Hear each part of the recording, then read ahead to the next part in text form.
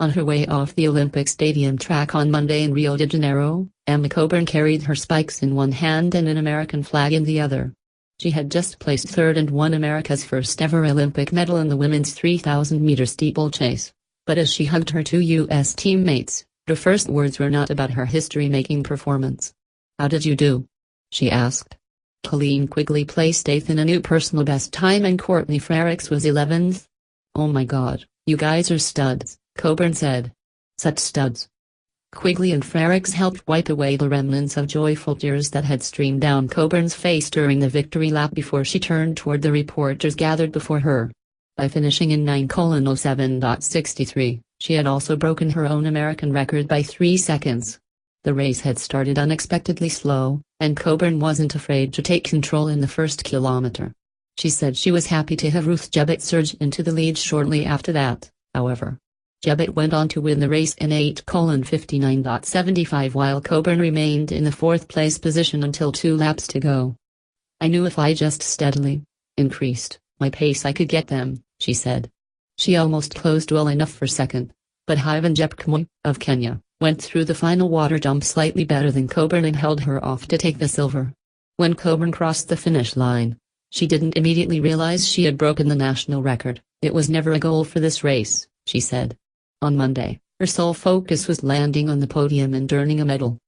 "Every lap, in every race, I'm looking at the clock and paying attention to what my splits are.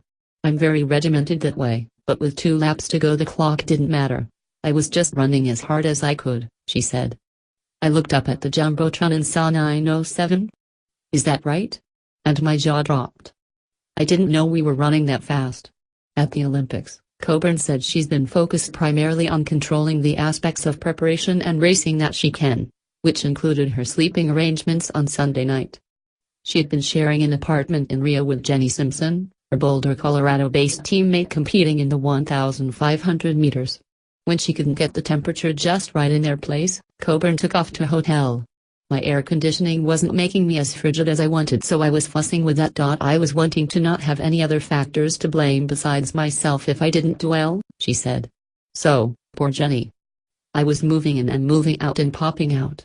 It's Simpson, her other teammates at home like Kara Gawker, her family, coaches Mark Wetmore and Heather Burrows, and her boyfriend of 8 years, Joe Boschard, who Coburn credits with her success."